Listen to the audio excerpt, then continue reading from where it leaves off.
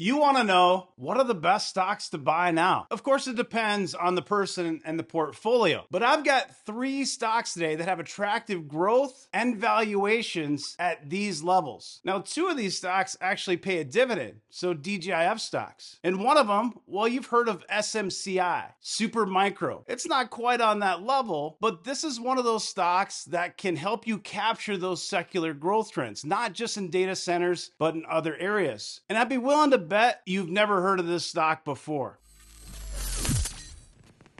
So of the 3 stocks today, I own one of the stocks. I've owned one in the past and one I've never owned before. This is a stock that I do own currently, and I'm looking to add more shares. Now you can see year to date, it's down about 7%. It just had earnings about a week ago. In the last year, the stock is down almost 36%. Now, if you remember Halloween of 2023, and I don't like it when companies report earnings on Halloween. I'm trying to take my kids trick-or-treating. We got an earnings report that rocked this stock, that completely changed the trajectory from bullish to bearish. Now, if you haven't heard of Paycom, it's a software company, software as a service, cloud-based HR and payroll solutions provider. So payroll, talent acquisition, talent management, HR management, time and labor, and so on. And Paycom missed on earnings, and the stock sold off hard. Now, a big part of that was uncertainty of the future and how this new product, Beti, was going to cannibalize its existing products. So Beti's called Better Employee Transaction Interface, and it's actually really good. In fact, its customers love this product, and they love it too much to the point where Paycom is actually being impacted on revenues because of this. So it helps clients produce more accurate payrolls. It results in less unscheduled payrolls, which ultimately, of course, results in lower revenue for Paycom. And to add to that, lower cross-selling. Paycom just reported earnings on February 7th, and you could see a beat on the top and bottom lines. So why'd the stock sell off? Of course, because of guidance. So for the next quarter, Paycom is guiding 494 to 497 million. Wall Street was looking closer to 500 million, 499.6 million. Now, what's interesting about this stock is it was $205 or so in early January, and it was starting to get some momentum back. Going into earnings, it was $199 a share. The market was starting to look past this, saying, okay, this could be an opportunity. A lot of valuations are stretched. Where can we find some value? And of course, you know what happened then. And it did sell off. It got down to $186.97, and you can see it's kind of gyrating. Right now it's at $190 a share. So this is a software as a service company, has recurring revenues. And generally with recurring revenues, we like to look at EV NTM revenue, and I'll get to that in a second. Look at the gross profit margin here, about 87%. So these are very high margins. This is a profitable company. It has a PE ratio with recurring revenue, and it pays a dividend, which is quite rare. Net income per employee, $46,000. Just a fun stat to look at. Not a reason to buy or sell, but I've been looking at that lately. It's interesting to me. Now, this is not a hyper growth stock. This is going to be more of a DGIF, but try to find a DGIF stock that's growing at 23% here, revenue growth year over year. The projection is 15%. And yes, that revenue growth has slowed down, and that's why the stock price has fallen off. But then when you look at the valuation, of course, Seeking Alpha here is going to give it an F, but it's trying to compare it to other companies that don't have recurring revenue necessarily. And so when you look at the gap, the 12 months trailing, it's a 32, and the forward gap is 33.96. Now, if you look at non-gap, the numbers are more attractive. Price to sales, 5.77. But again, we like to look at EV NTM revenue for SaaS companies. Paycom's EV NTM revenue, 5.3x. Just for comparison, and obviously these companies are very different. So I'm not saying I'd go buy Paycom over Snowflake or something like that. But just for some perspective here, Snowflake, 23x. Cloudflare, 22.5x. CrowdStrike, almost 21x, 20.8x. Now Procore, 9.7x. And Workday, which is going to be closely related to what Paycom does, that's going to be 9.5x on that EV NTM revenue. And Paycom has 17% free cash flow, and the rule of 40 is 35. Now you want that rule of 40 to be over 40, of course. But this company is at a different stage in the life cycle. It's no longer hyper growth, and it's paying that dividend. And this is where it becomes challenging, because dividend investors are going to say it's too expensive because they're more value focused. And they're going to look at something like a PE ratio, which isn't the best way to measure this. And a hyper growth investor, well, they're going to go for the sexier names. They're going to go for those other names I just mentioned. And the other thing that you have to keep in mind is Paycom is focused on SMB, so small and mid-sized business. And of course, those size companies companies, they're going to be more impacted if you have any gyrations within the economy. And so you are seeing right now unemployment spike up, and there are some undercurrents. Overall, the economy is doing pretty well, but you've seen some data recently with inflation, with unemployment. Those small and mid-sized companies are more impacted. And so really, if you look at it from a Wall Street investing perspective, this has a lot of uncertainty. We still don't have complete clarity of how Betty's going to play out. It doesn't really fit into a category. It's not hyper growth. It doesn't have a high dividend. It just doesn't fit into any bucket for a lot of investors that are focused on one niche. I believe that this stock, if you're holding it for 3, 4, 5 years, that it could be a great returner for you. And that's not going to be a hyper growth and just completely be the top performer in your portfolio. But I look at the upside from here. If it drops down again closer to like 177 and under DCA, that's the area where I'd be adding more shares. I do think it's attractive even today at $190 a share. Again, for long-term investing, generally holding it 3 to 5 years. And of course, that's assuming the story doesn't change. You have to continuously monitor the earnings.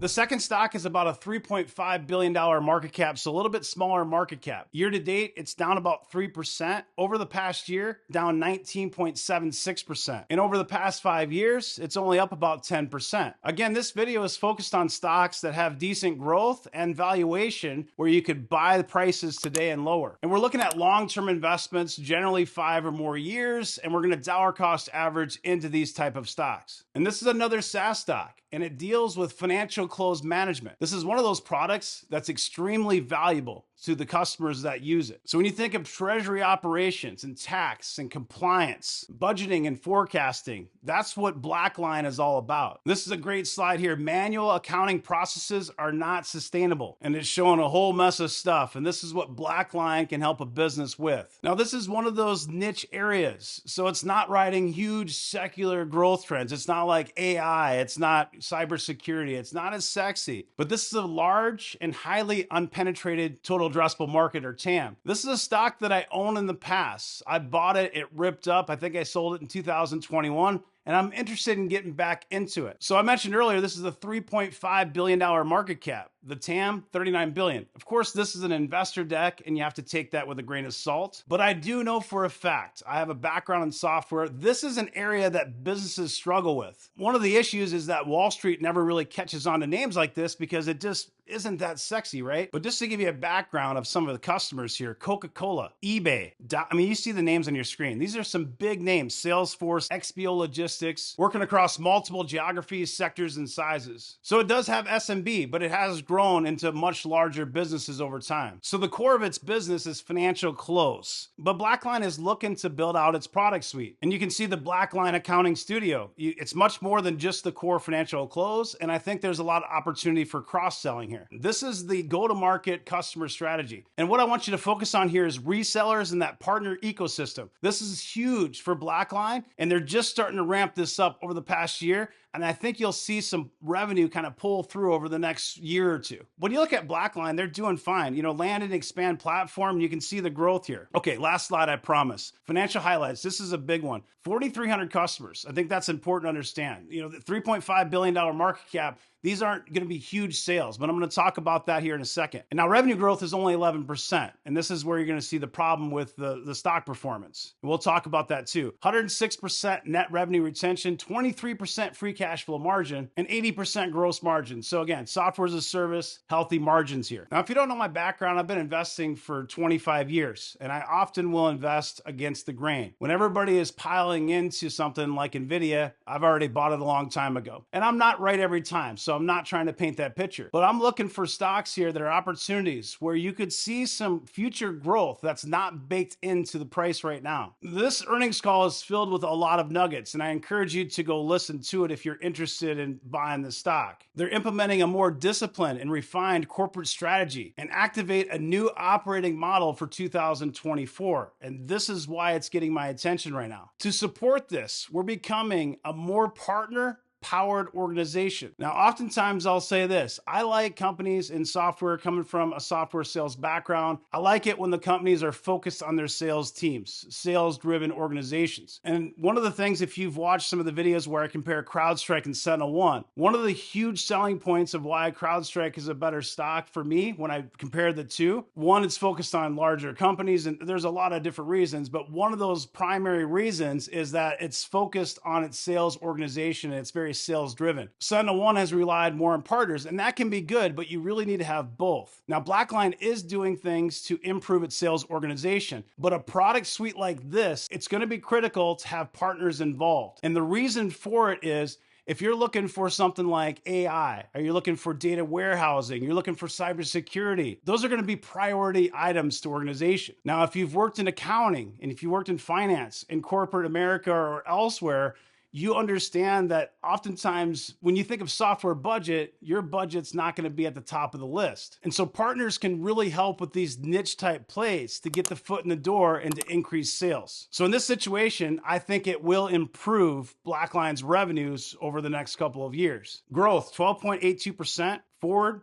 only 10.8%. So this is going to be a longer term investment. You're going to have to be patient. It's not going to be something you buy today and make a quick profit tomorrow. This is going to be a 5-year investment. Overall, these numbers are pretty solid. You can see EBITDA growth, 46% and so on. Now, this is where it can be challenging when you're trying to put a valuation on SaaS companies. So non-GAAP TTM, 29.54. This is the PE ratio. So you got the non-GAAP forward, 27.82. But then you look at the GAAP, you got 71, and the forward, 81. So this has low momentum of a C, and you can see why. Because next quarter is not going to blow it out the water either. And valuation is going to give it D. But again, this is a SaaS company with recurring revenue. It has that 75% margin profile, even higher we saw on the slide. So the EV NTM revenue for Blackline, 6.4x. Now, if I were to compare Paycom and Blackline, Paycom is actually cheaper and it pays a dividend. Paycom's probably the better choice, I would think. But at the same time, Paycom probably has more potential risk too because of more unknown. With Blackline, it's really just about trying to revamp the organization and to get that sales team, kicked back into gear. And when you look at software sales cycles, this type of cycle is a lot different than something like cybersecurity AI. Right now, all the budget, all the attention is going to go into those names. But what about 2025? What does that look like? If you listen to that earnings call, you'll get a lot of insight into the leadership and the actions they've taken. They're doing a lot of things to help improve the trajectory of this business and the growth. Now, of course, the business has to execute, right? There's no guarantee they will, but I think this is an opportunity, at least for you to explore more. And looking at the 52-week low, it got down under $50, 47. I'd say if it got down below 50 again, that's going to be a solid opportunity. And it might not happen. It's at 57.48 right now. So this is probably a stock, if you were trying to be strategic with the dollar cost averaging, 55 or less DCA with a very long-term mindset.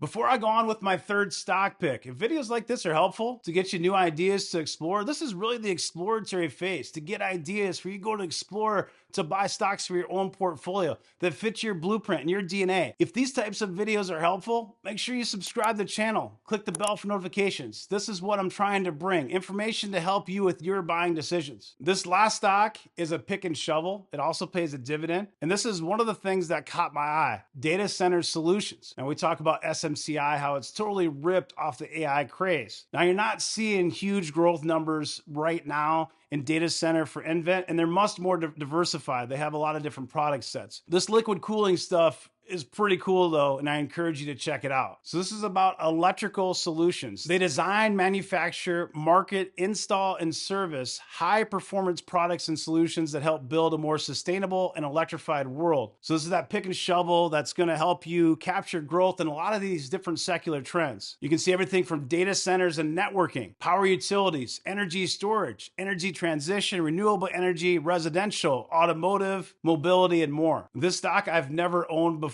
This is the one that you've probably never heard of. This is a PLC. It's one that the community in Discord actually brought up. And that's really the place you want to be, guys. There's a free 7-day trial. Go check it out. Patreon.com/firedupwealth. A few different members in there brought this to my attention. I looked at it. It looks interesting. 18.53 PE ratio, dividend 1.22%. It's now a $10.36 billion market cap, and it is closer to that 52-week high of $66, but still attractive at 18.53 on that PE ratio. So rapid fire here. This is going to have the lowest gross margin profile. Of course, this isn't recurring revenue software, but still solid at 41%. You look at some of these growth metrics, not a lot of growth, but decent growth for the valuation. And that's what we're focused on here. Plus, it does pay that dividend, so a DGIF type stock. And here are the PE metrics right here. You can see this is an actual gap forward 23. And the PEG gap, this is the PEG ratio, 0.45. And it does pay that little dividend, a little over 1%. If this video is helpful, let me know. Drop me a like and comment. I appreciate you watching. Have a great rest of your day. Take care.